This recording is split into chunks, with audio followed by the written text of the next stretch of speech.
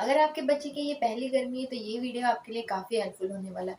ये वीडियो मैं अपने पर्सनल एक्सपीरियंस से बता रही हूँ। मेरे 2 बच्चे हैं, एक बेटी मेरी 6 ईयर की है एंड बेटा 2 ईयर्स का है। तो अपने पर्सनल एक्सपीरियंस में मैं आपको शेयर करना चाहूँगी कि अगर आपके बच्चे की ये पहली गर्मी है, तो आप एज़ अ पेरेंट्स बहुत ज़्यादा परेशान होंगे कि हम अपने न्यू बॉर्न बेबी का ख़्याल कैसे रखें। क्योंकि जब भी फर्स्ट टाइम हम पेरेंट्स बन रहे होते हैं, तो हमें बहुत सारी चीज़ों का पता नहीं होता है। हम बहुत सारी कन्फ्यूज़न में रहते हैं, बहुत ज़्यादा टेंशन में रहते हैं, बहुत ज़्यादा स्ट्रेस लेते हैं। कई बार बहुत सारे लोग हमारे आस-पास होते हैं, हमें वो सजेशन भी देते हैं, एडवाइस भी देते हैं, कई चीज़ें हमें समझ में आती है, कई चीज़ें नहीं समझ में भी आती हैं।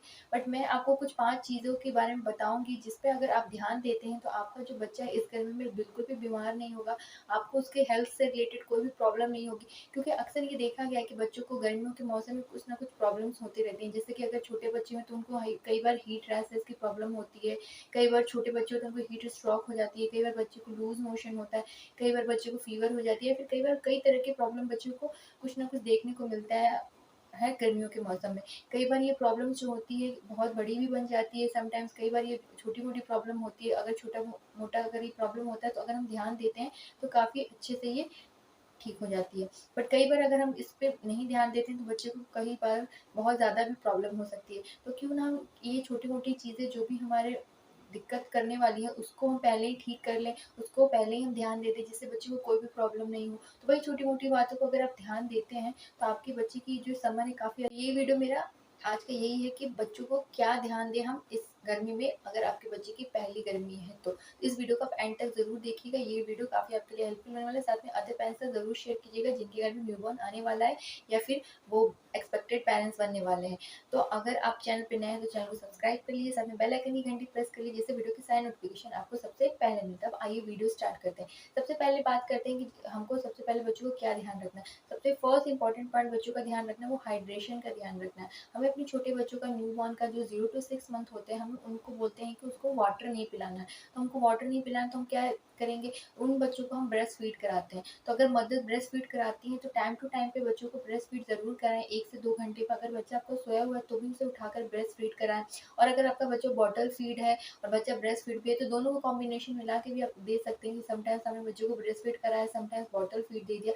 बट इस बात का ध्यान ज़रूर रखना है कि आपका बच्चा जो है हाइड्रेटेड रहे, उसको ऐसा ना हो कि उसको पानी की कमी हो जाए, दूध की कमी हो जाए। हम छोटे बच्चों को तो पानी नहीं देते हैं बट 0 टू 6 मंथ को हम मिल्क के रूप में ही पानी भी दे देते हैं। जैसे कि अगर बच्चा ब्रेस्ट फीड लेता है तो उस ब्रेस्ट फीड से ही, मदर्स के फीड से ही बच्चे को जो वाटर की रिक्वायरमेंट होती है पूरी हो जाती है। और अगर बच्चा टॉप फीड लेता है, फॉर्मूला मिल्क लेता है तो उसको उससे भी रिक्वायरमेंट हो जाती है वाटर की। तो कहीं न कहीं हम बात करते हैं कि बच्चे को हमें हाइड्रेटेड रखना है, बच्चे को ऐसा ना हो कि डिहाइड्रेशन हो जाए, क्योंकि कई बार ये जो डिहाइड्रेशन की प्रॉब्लम होती है, कई बार ये बहुत ज़्यादा बड़ा हो जाता है। बच्चों को कई तरह के प्रॉब्लम्स हो जाते हैं, बच्चे की जो है ओंठ सूखने लगती है, बच्चा जो है आपका जो है थोड़ा-सा, तो हम कैसे जानेंगे कि हमारे बच्चों को डिहाइड्रेशन तो नहीं हो गया? तो आपको ये बात का ध्यान रखना है, इस बात का ध्यान रखना है कि आपका बच्चा जो है 4 टू 5 टाइम, 6 टू 7 टाइम जो है इन द 24 आवर पी कर रहा है कि नहीं। इससे आप जान जाएँगे अगर बच्चे की जो है टॉयलेट कम हो रही है, 4 टू 5 टाइम से कम हो रही है, तो आप समझिए कि आपके बच्चे को डिहाइड्रेशन हो गई है, आपको उसको हाइड्रेटेड करने की ज़रूरत है। 0 टू 6 मंथ है तो हम उन्हें ब्रेस्ट फीड और मिल्क के द्वारा करेंगे। और अगर बच्चा आपका 6 टू 12 मंथ है या फिर उससे बड़ा है, उसको पी कम हो रही है, तो आप उसको अदर जो जूसेस होते हैं वो प्रोवाइड कराएँगे, जो अदर सब्स्टिट्यूट होते हैं, जो अगर बच्चे के सॉलिड फूड स्टार्ट हो गई है तो आप जूस दे सकते हैं, दाल का पानी दे सकते हैं या फिर अदर जो भी आप बच्चे को फूड खिलाते हैं उसके बाद वाटर का इंटेक दे सकते हैं। क्योंकि आफ्टर 6 मंथ हम बच्चे को सॉलिड फूड देना स्टार्ट कर देते हैं, उसके बाद अगर हम कुछ भी उसे खिलाते हैं तो हम पानी तो ज़रूर पिलाते हैं। तो इस बात का ध्यान रखिए कि अगर आपका बच्चा जो है डिहाइड्रेटेड लग रहा है, उसे पानी की कमी लग रही है, आपको लग रहा है कि आपका बच्चा जो है हाइड्रेटेड नहीं है, तो उसको हाइड्रेटेड ज़रूर करें। आप अलग-अलग जूस उसे प्रोवाइड करा सकते हैं, नहीं तो इलेक्ट्रॉल भी बच्चों की जो आती है छोटे बच्चों की वो दे सकते हैं अगर बच्चा आपका 1 से 2 साल का है तो। मगर आपको इस बात का ध्यान ज़रूर रखना है कि आपका बच्चा जो हाइड्रेटेड रहे, फर्स्ट पॉइंट। सेकंड पॉइंट आपको ये ध्यान रखना है कि अगर आप बच्चे को समर के टाइम पे बच्चे को डायपर पहनाते हैं तो समर के टाइम पे नाइट के टाइम पे उसे डायपर पहनाने की कोशिश कीजिए और मॉर्निंग टाइम पे या फिर आफ्टरनून टाइम पे उसे डायपर फ्री रखिए। क्योंकि डायपर फ्री रखेंगे तो आप देखेंगे कि बच्चों को जो भी हीट रैशेस के प्रॉब्लम होता है, डायपर रैशेस के प्रॉब्लम होते हैं वो नहीं होंगे। छोटे बच्चे बहुत ज़्यादा टॉयलेट करते हैं 1 टू 2 मंथ, 3 टू 4 मंथ, तो हमें नाइट में उनके डायपर तो पहनाना ही पड़ता है, बट मॉर्निंग के टाइम पे और आफ्टरनून के टाइम पे ज़्यादा से ज़्यादा आप अवॉइड कीजिए डायपर्स पहनाना। या फिर आप यूज़ कर सकते हैं वो कॉटन नैपी यूज़ कीजिए, बट डायपर को कम से कम यूज़ कीजिए। Second point. थर्ड पॉइंट, अगर आप बच्चे को मसाज करते हैं तो न्यूबॉर्न को तो मसाज करना बहुत ज़्यादा ज़रूरी होता है। तो थर्ड पॉइंट आपको ये ध्यान रखना है कि जो भी बच्चे की मसाज करने जा रहे हो तो आपको राइट चॉइस की बेबी मसाज का यूज़ करना है। गर्मियों में आपको ऐसा नहीं करना है कि जो ठंडी वाले जो मसाज ऑयल होते थे उन्हीं को आप यूज़ करके बच्चे की मसाज कर रहे हैं, क्योंकि कई बार जो होते हैं ठंडियों में बच्चों को जो है विंटर स्पेशल जो ऑयल होते हैं, जो जैतून के ऑयल होते हैं, ऑलिव ऑयल होते हैं, वो गर्म ऑयल होते हैं, उनसे अगर मसाज करते हैं तो गर्मियों में बच्चों को दाने निकलने के चांसेस बहुत ज़्यादा होते हैं। तो आपको इस बात का ध्यान ज़रूर रखना है कि गर्मियों में आपको राइट चॉइस करना है बच्चों की ऑयलिंग के लिए। तो आप सबसे बेस्ट होता है बच्चों के लिए ऑयल करने के लिए आपको कोकोनट ऑयल होता है या फिर और भी जो अदर्स ऑयल होते हैं। वैसे मार्केट में आपको और भी अदर नॉन स्टिक ऑयल्स मिल जाएंगे बच्चों को मसाज करने के लिए, वो आप देख सकते हैं, जो कि समर स्पेशल ऑयल होते हैं, उसे भी आप यूज़ कर सकते हैं। बट इस बात का ध्यान ज़रूर रखें, जब भी बच्चे को आप मसाज कर रहे हैं उसके आप आधे घंटे बाद बच्चे को नहला दें। आपको बच्चे की बॉडी पे ऑयल को स्टिक नहीं रखना है, क्योंकि समर के टाइम पे इतनी गर्मी होती है कि अगर बच्चे की बॉडी पे अगर हम ऑयलिंग करके छोड़ देते हैं तो बच्चों को और पिंपल्स और रैशेस होने के चांसेस होते हैं। तो इस बात का आपको ध्यान रखना है कि बच्चे को मसाज जो करना है आपको बच्चे को नहलाने से पहले करना है, या फिर नहलाने की बात कर रहे हैं तो कोशिश कीजिए कि उनको थोड़ी देर बाद नहला दें, ताकि बच्चे की बॉडी पे ऑयलिंग ना हो और बच्चे को उससे कोई प्रॉब्लम नहीं हो। थर्ड पॉइंट आपको ये ध्यान रखना है।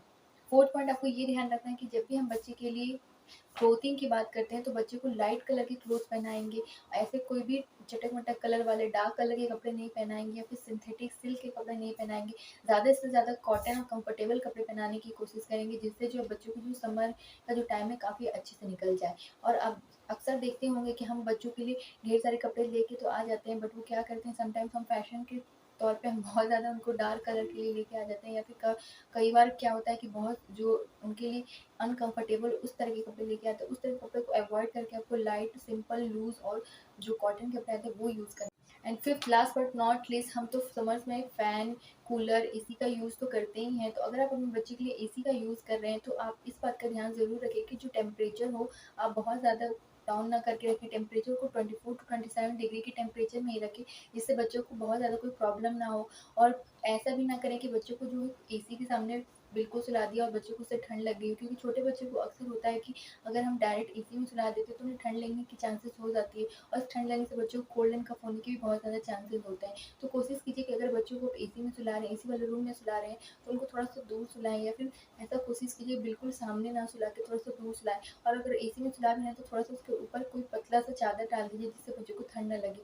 और ये भी कोशिश कर सकते हैं आपको बच्चे को फुल स्लीव्स के कपड़े पहनाइए अगर आप एसी में सुला रहे हैं, कूलर में सुला रहे हैं, क्योंकि अक्सर होता है कि न्यूबॉर्न बेबीज़ के जो होते हैं कंपेयर टू हमसे थोड़ी सी उन्हें ठंड लगती है, तो उनको कोशिश कीजिए वो फुल स्लीव्स के कपड़े पहनाएं अगर आप एसी या कूलर में सुला रहे हैं। तो अगर ये 5 बातों का ध्यान रखते हैं तो देखिएगा कि आपके की जो ये पहली समय काफ़ी अच्छे से निकल जाएगी। आप देखेंगे कि हमारे बच्चे की हंसते खेलते आपकी समय निकल गई। आई होप आज का वीडियो आपको अच्छा लगा। वीडियो अच्छा लगे तो कमेंट मुझे ज़रूर बताएं, और ऐसे ही वीडियो देखने के लिए चैनल पर बने रहें और चैनल को सब्सक्राइब करें। तब तक के लिए थैंक्स फॉर वॉचिंग।